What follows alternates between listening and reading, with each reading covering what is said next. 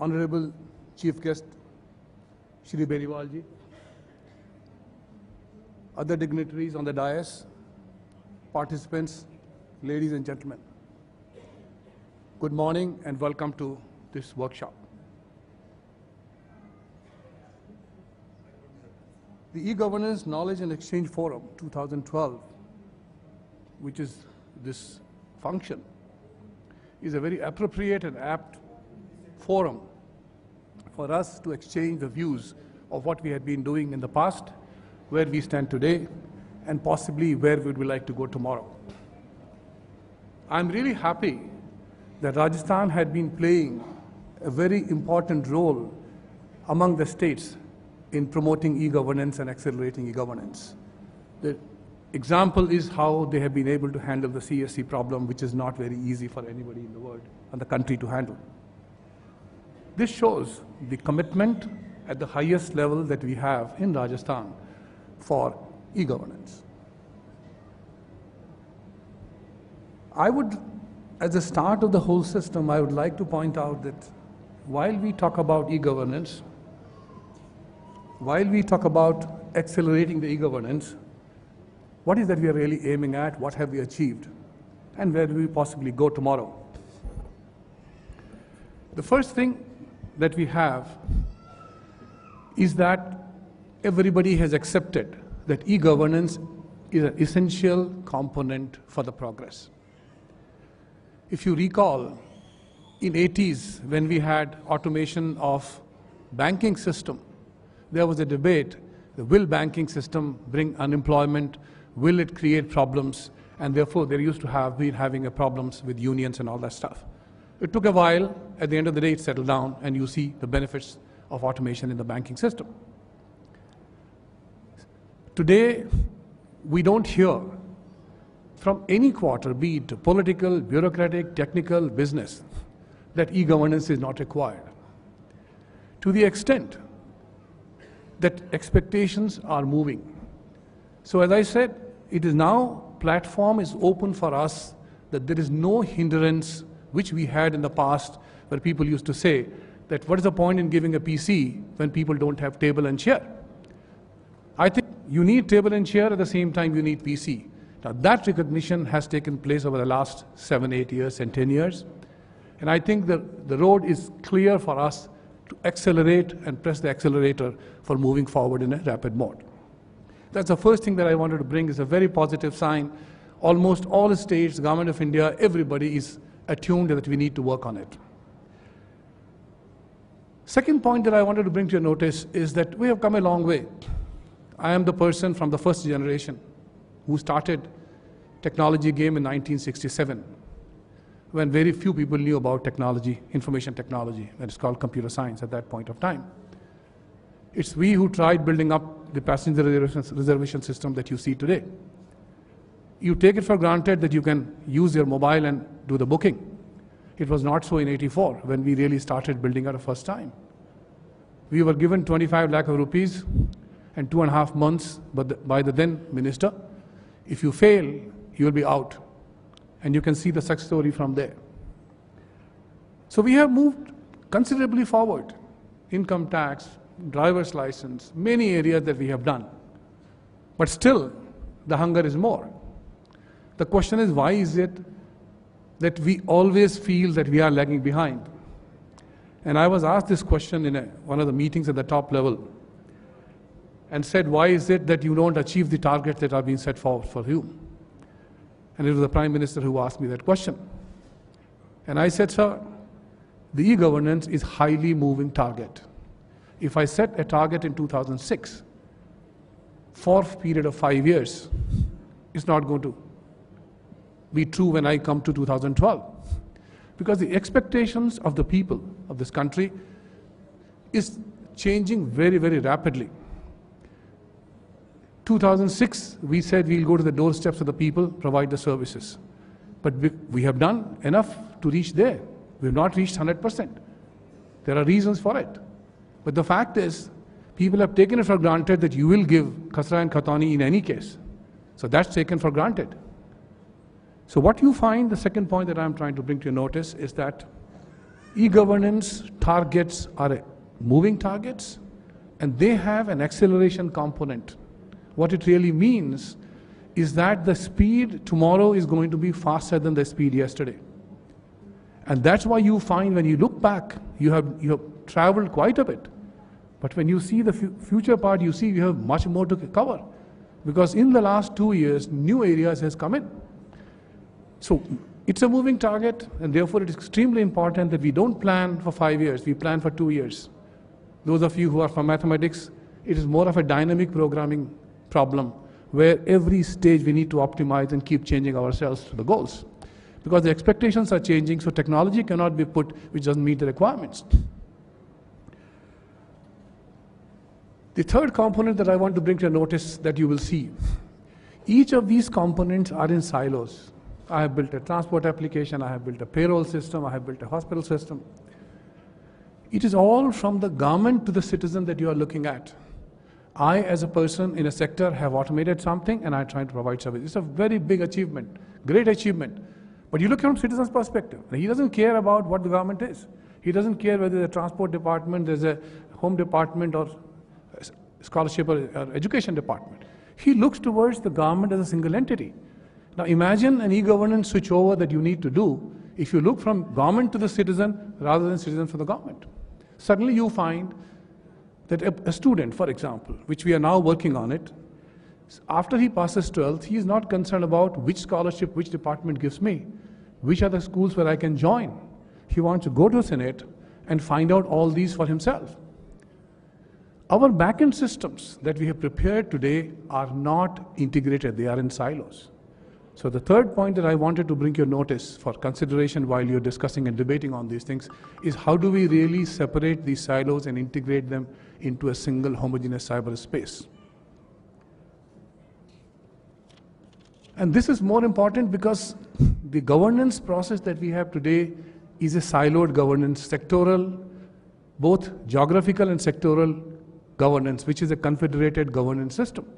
But the cyberspace has neither boundaries, nor geography, nor sector. And therefore, designing systems which will ultimately merge into a single system has to be the goal of tomorrow that we really need to work on. Is it possible for me, we are now working in Delhi that I will try to explain to you, is if I am giving 10 benefits to an individual, is it possible for me to evaluate after 2 years what is the benefit that individual got after those 10 benefits? Has he really improved?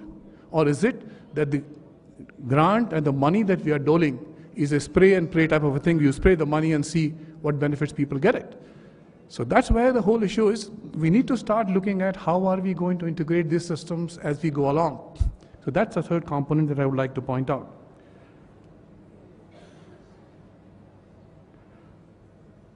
The new direction that we are looking at, the fourth point is, and especially Government of India, and I'm sure state government will also be keen, is today we are spending 400,000 crores per year on social benefit schemes.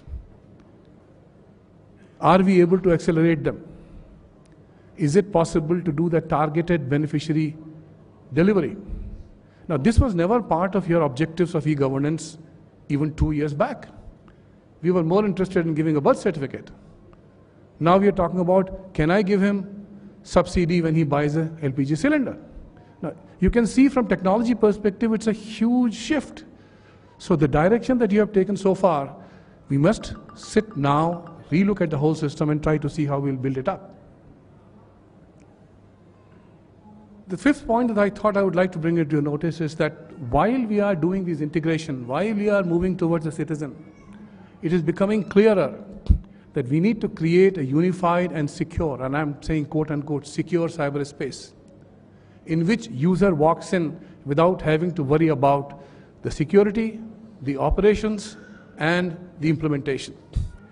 User has to be made free for performing his tasks. If there's an RTO who's supposed to give a driver's license, he should be concerned about driver's license and he should know how to walk up to the machine and do it.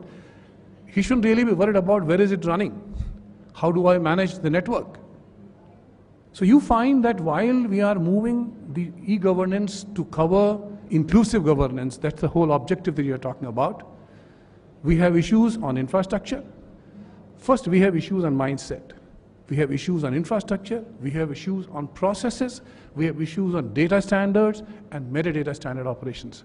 I think unless until we perform these functions, you will find that citizen cannot get a holistic view of e-governance.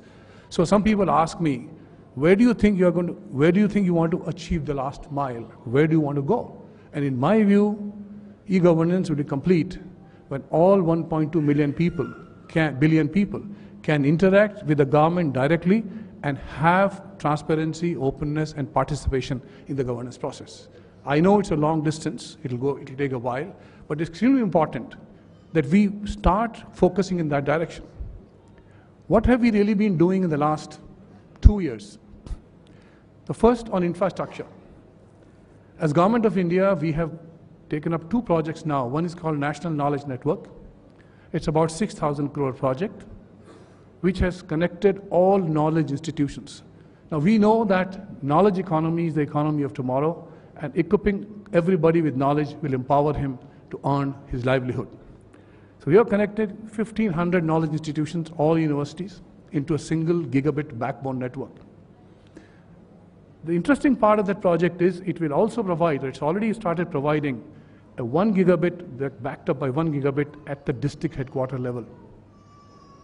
This network is a unique network which encompasses research and development, governance, R&D, all activities put together. Which means that today all the data centers in the country are connected with a very high bandwidth, and you can keep disaster recovery, business continuity plan easily. Second part, which was very critical, and it took us a little more time, is called National Fiber Optic Network System. Some of you might be aware of it. It's about 20 to 25,000 crore project which has been approved by the government about 6 months back. It will take fiber to Panchayat. It will give 100 Mbps bandwidth at Panchayat. Now this network will provide you a seamless network across 20-25 lakh government employees who can do their workflow, who can do their service delivery in a seamless manner. The remaining part of the fiber optic network, because fiber optic network has a huge capacity, will be outsourced to the service providers to provide linkages to 1.2 billion people. The idea is to understand how an ecosystem can be built at the Panchayat level by making technology accessible to them. If you want to empower them, it is necessary that they have the access to the technology, access to the knowledge, as we have in urban areas. So that's a second attempt that we are trying to make through. We'll make sure that they are getting integrated and you have a free access to the whole system. As I said, we have not focused ourselves on the standards. It has taken us 2 years to define what we call the standard for identity. All of you know that we have UID, which has the identity, which is uniquely defined. Right. We are also working on making sure that the banking structure is rolled out to the last mile. The identification system, the banking system, and the workflow system of these applications together is going to give you a framework in which you will be able to provide effective services and participative governance to the citizen. The other area that I would just like to brief you, because I think time is short, is that what we are trying to do is the information is power. Information can be used by industry, common man, not only for transparency and openness, it can also be used for business purposes. So there is a law now, there is approved by Government of India, in which every government department is making all the data available in open domain. It's called data.gov.in. So if you go there, you will find that Government of India is enforcing the distribution of this data set in a neutral form for all citizens. You can use it for finding out what is happening in the village. You can also use it to find out which are the vehicles which have done more accidents and therefore more LIC policy. That's the area that we are now looking at, that make the data which is developed for the citizen by the government, which is owned by the citizens, public. This will bring in transparency, openness, and what we call democratization of information. So that's the area that we are looking at. So we're now working on 3 components. Try and create a national information infrastructure where government can homogeneously work. try and generate platforms for the service delivery, which has the Aadhaars on one side, banking on the other side, and the application remain on the middle side, and make sure that bulk of the data, which is not confidential, is made open to the people of this country, not only to make business out of it, but also bring in the transparency. I think these are some of the directions that we are really looking at. What I feel at this point is that this exercise cannot be done by central government or state government alone. I wanted to highlight and bring it to your notice that unless until, when we talk about a cyberspace which is a unified cyberspace, it has no boundaries, we can't really demarcate this belongs to transport and this belongs to agriculture and that belongs to that state and that belongs to that state. Slowly over a period of time, I would say three years' time, we need to move towards the cloud, an application as a service. Now imagine that state. I know still there are issues to be resolved in technology, in mindset and processes. But the direction in which we have to go is that, so that we are able to proactively work with the citizens, allow them to participate, create capacity in them to be able to exploit, utilize the resources that we are making it available. And I think that's the direction I would see. And I'm sure as you go along in your deliberations, you will have some of these issues discussed. And I hope at the end of the exercise, if you can get some concrete points, issues that we need to look forward in Government of India to move forward, would be of great value for us. With that, I would like to close my talk. Maybe afternoon, if you have any things we can discuss. Thank you very much. And once again, welcome to you.